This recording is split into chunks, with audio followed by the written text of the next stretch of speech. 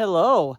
Bella and I are in Mason County today, not far from Sanderson Field, and we're just doing a little walk down a logging road to see what mushrooms we can find. So let's go.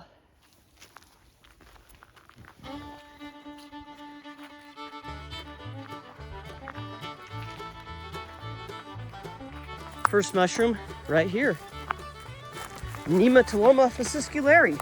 Check it out. Beautiful, but poison. Common name is sulfur tuft. Growing on that log right there. You always find them growing on wood. I've never been here before, but it sure looks like a good place to find some chanterelles. So let's see if we can find some. I like this area. I wouldn't mind living here except for the noise. There's always airplane noise and helicopter noise from the nearby airport. If not for that airport, I might look for a house down here somewhere. Here's a little mushroom. Not sure what it is. I'll pull it up and see if it's fuzzy at the base. Nope. Don't know what this is. Little brown mushroom. Here's some bright orange mushrooms. There'll be some sort of Lactarius. Oh, they are frozen too. It's got a coating of ice on the top of it. This is a contender for candy cap. So far, every mushroom I found this year that I thought was a candy cap did not smell good after it was dried. I don't know if this is actually going to bleed because it's frozen. It is just frozen. Quite a few of them here. Anyway, there's some sort of Lactarius. And they're fine now. Once they thaw out, they'll probably not be good anymore. Here's a fun, beautiful mushroom over here. Stropharia ambigua. Stropharia has these scales that hang down from it. I've heard that these are edible. This mushroom is also frozen solid. May as well pick it. As soon as it thaws out, it's just going to rot. There we go, Stropharia ambigua. I've never eaten them, but I have read that they're edible. That's all ice on the top. I need to come back here next year during actual mushroom season.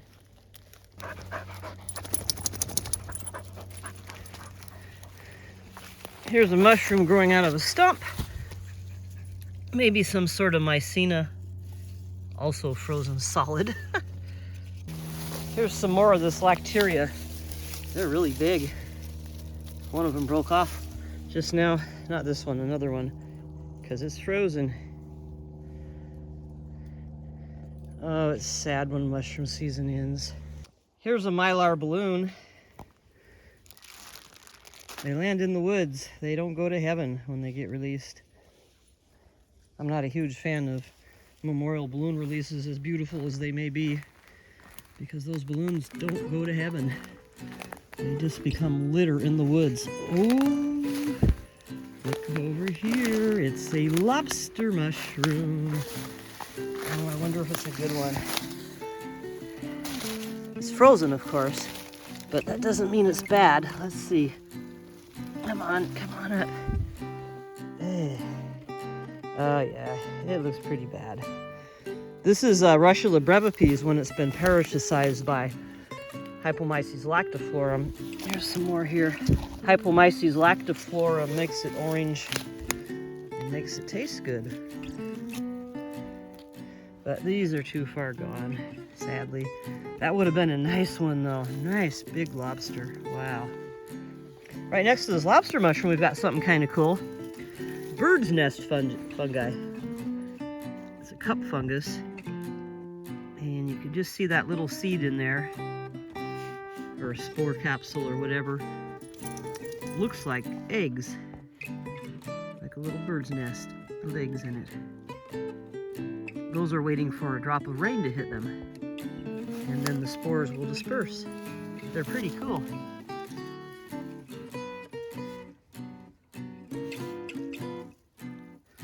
There's a lot of nice moss on this tree. I think this is Rhytidiadelphis laureus. But this looks like Isothecium right here. They might have a couple different kinds. There's another one of those bird's nest fungus with the little quote-unquote eggs inside of it. Pretty cool.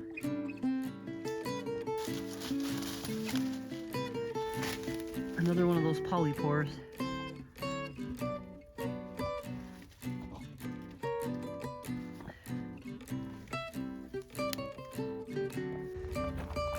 I find Matsutake by searching these cut road banks underneath evergreen huckleberry. I don't know what it is, but I definitely find that there's an association between Matsutake and evergreen huckleberries. And there's some evergreen huckleberry up here. This is our evergreen huckleberry. I'm in Mason County in western Washington. Vaccinium ovatum. And when I'm hunting for Matsutake, I look for these. They're mycorrhizal with pine trees, but the kind of forest that supports these Vaccinium ovatum also seems to be the kind of forest that tends to support Matsutake. Here's a huge purple deceiver, Lucaria lucata, maybe variety bicolor, kind of orange-brown on the top and purple on the bottom. These are edible, but they really don't taste nice, sadly. I like the gills, the way they branch off, and some are short, some are long. I find them kind of intriguing. Down here we have an elfin saddle. These are edible, and they're kind of nice. When you fry them up, they have the texture of bacon, and they rehydrate beautifully. I'm gonna pick this one and throw it in the dehydrator. Helvela lacunasta, or something else that people are calling it now that's different. Scientific names keep changing. I studied mushrooms at the Evergreen State College in 2012 and 2013. And since then, a lot of the scientific names have changed, and I haven't kept up. Not even sure if I care to.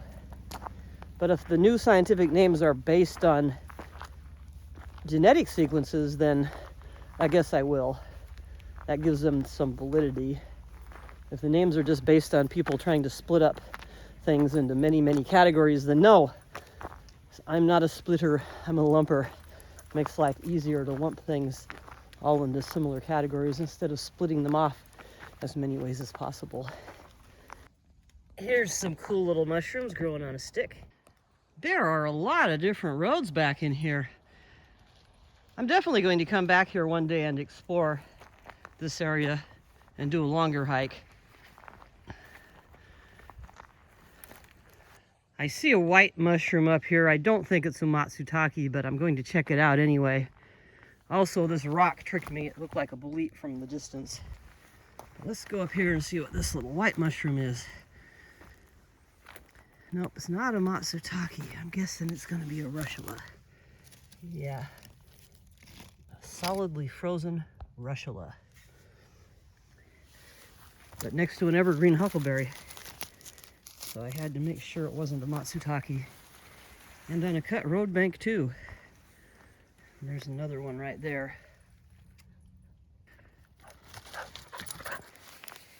Here's a sad looking mushroom. I think it's a Russula brevipies, frozen and brown. Maybe not a brevipies, but it's funnel shaped like a brevipies, and it's definitely well past its prime. Almost looks like it's got snow on top of it. It's growing in a bed of moss.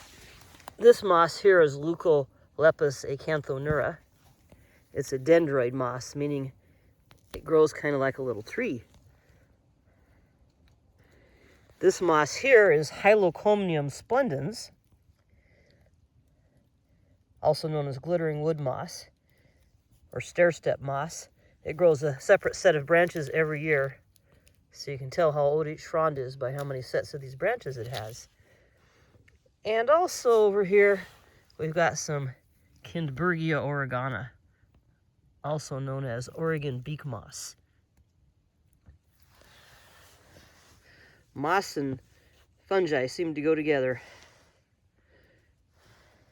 Moss are just beautiful under the microscope. Growing on this downed native cherry tree here is, I believe, the winter oyster, and it's also frozen, of course. I forget the scientific name of this. It's edible. I've eaten it before. It was kind of bitter. But that's our winter oyster mushroom. And there's a few of them here, frozen solid. If I was desperate for a mushroom to eat, I might pick these and peel the skin off of them and eat them. But I'm not desperate. Also on this same log we've got Trametes versicolor, the turkey tail, which apparently has some medicinal use. It's got some green algae growing on it, though I don't harvest it when it's got that on it. I don't know what the best way is to extract the medicinal compounds out of these turkey tails, so I just throw one in my electric kettle every morning and hopefully water extraction gets the good stuff out. I just don't know. But this is a cherry tree, or a plum tree. It's a native here. It doesn't make very tasty fruit, but still it's kind of cool. And it's a good host. Trametes versicolor and the winter oyster. It's got a scientific name that's got the word, or the root of the word serotonin in it, due to its dark color. And frozen solid. Wow. Here's some little orange mushrooms growing out of a bed of Kindbergia oregana moss. And the moss has sporophytes, these stalks that rise up. And the spore capsules are on the end, right there. Some of the spore capsules have been eaten off though. They're missing. You just see these stumps. Probably a slug did that. The spore capsules are apparently pretty high in protein, so slugs like to eat them. Anyway, back to this orange mushroom. Whenever I can see the gills on the other side, I think of it as Mycena, but I'm probably wrong. I don't know what these are. I'm really not up to date on little brown mushrooms. Plucked just one of them. I didn't get the base of it, darn it. There's the underside. The underside of it kind of reminds me of Leucaria. I don't know what the base looks like. I want to dig down a little bit and see what the base of it looks like. Yeah, not sure. But some beautiful Kindbergia oregana moss here anyway. And something's been eating the sporophytes off the top.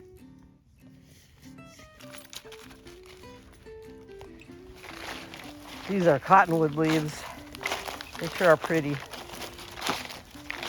There's the tree they fell off of right here. In the spring, you can find verpa mushrooms underneath cottonwoods.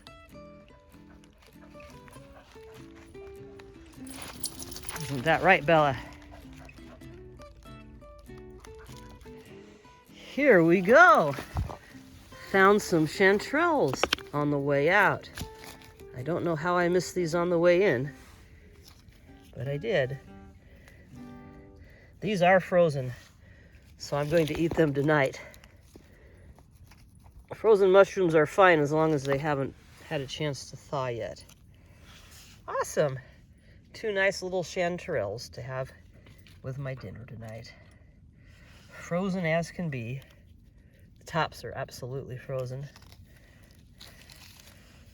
No idea why I didn't see those on the way in.